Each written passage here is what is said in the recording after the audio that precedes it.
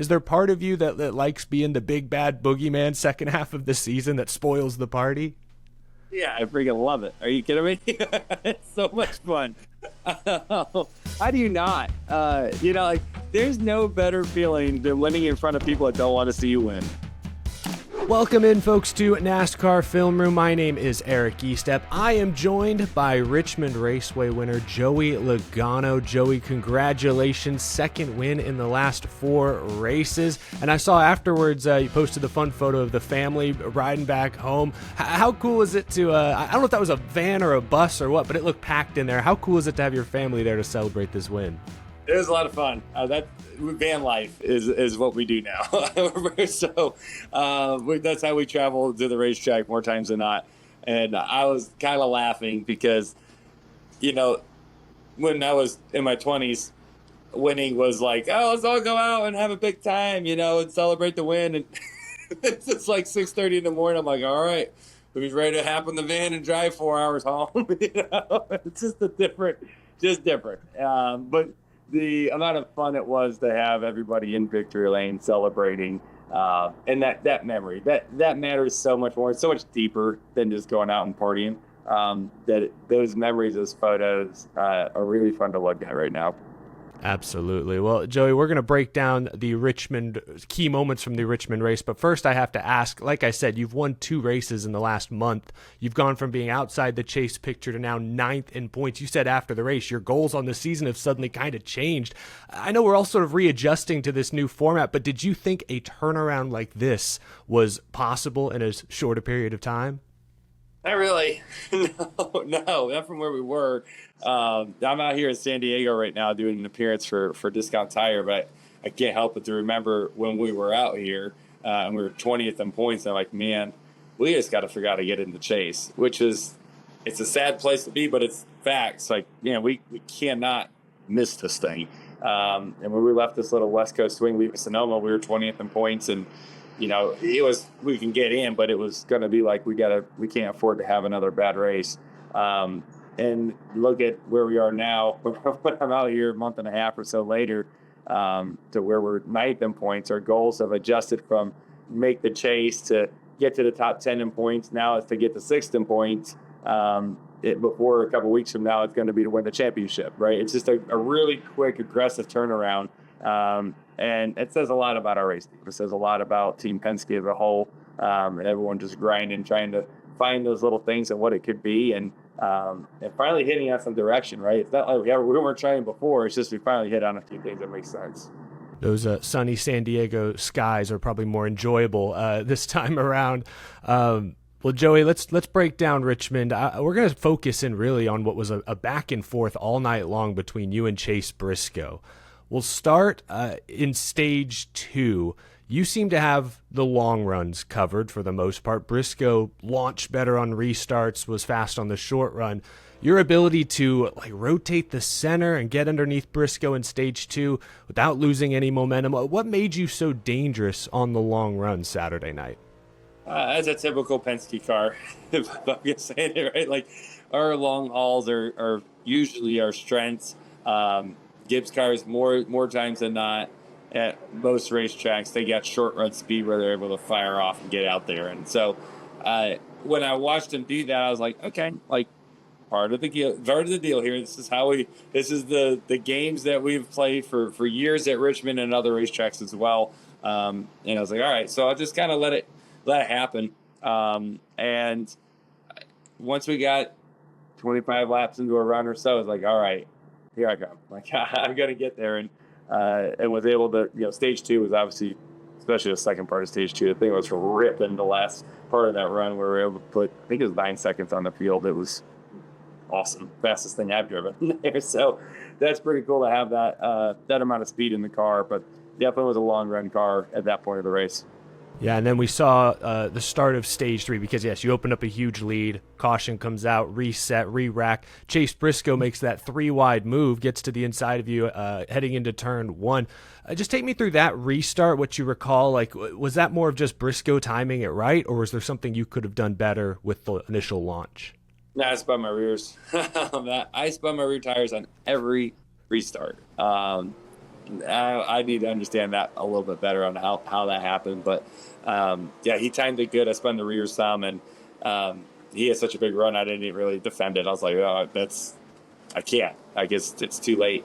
And then I ran these outside for a few laps, trying to, keep that clean air if I could. But that's where it gets really tough at Richmond. I got caught in that position on 3 restarts, whether on the outside of someone. It's like, how hard do I run here to keep that spot versus how much tire am I burning up by just running it hard that early in the run? And that's a really challenging place for a race car driver to be in. It's just, how far do I go here? And I think I ran the outside of Denny for, gosh, it felt like 15 laps.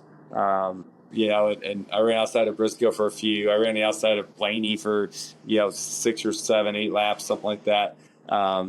You're just out there like I want the spot, but I need to save my tires. I'm not sure I can save enough to actually make it to where I can pass them later. And is the field going to be that far gone? So, yeah, those were moments where I was thinking a lot about it. Even the restart where it was the third stage when some of the cars had 4 tires and 2 tires behind us, and we decided to stay out there with 4 laps on them.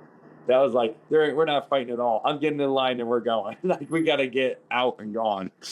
Well, back to the Briscoe battle, I want to talk about really what was the pass for the win. I know technically the pass for the win was on Christopher Bell when he was out there on a different strategy, but really right before your final pit stop, you were able to clear Briscoe using the outside. And I was listening to your in-car in real time, and it was like, still there, clear, pit. Like, it was that quickly. Were you already anticipating, hey, the moment I complete this pass, I'm coming to pit road? Or in that moment, how were you able to react in time to still get woed up in time for your pit stop? I knew. I knew we were about to pit because I kind of, you can feel it. You're kind of like, okay, I'm about there. We're probably going to try to jump them here. But then I had the opportunity to pass them. Like, I think I should just pass them. And I know my team good enough. Like, I know Coleman and Paul good enough. When I hear their voices, I'm like, okay, like, stuff's going down. Something's about to happen. I need to be ready for the quick call. Because you can't talk about it beforehand. I mean, talk about beforehand, obviously, before the race starts, but not during the race because everyone's scanning you. So you can't say, hey, we're going to pit as soon as we get there. Well, guess what's going to happen? The 19's going to pit before you, and then you're going to be like, oh, well, that didn't work. So it's the surprise attack, right? That's what it is. And it's 2 seconds, right? Like, so the 19 did that to us to run before, and he was able to short pit us a lap. And in this case, it's like, man, if we can basically short pit him but be in front of him when we do it, then it's on everybody to execute the pit stop.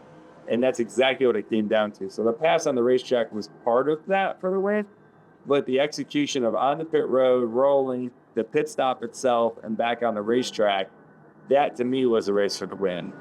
Because when we were bumper to bumper, essentially, right, with maybe a car length in between us, that's all we had coming into it. So the pressure was on the pit crews big time to show up, right? That is basically, I don't see anything different from that to a late race green white checker come down pit road for the win moment for the pit crew.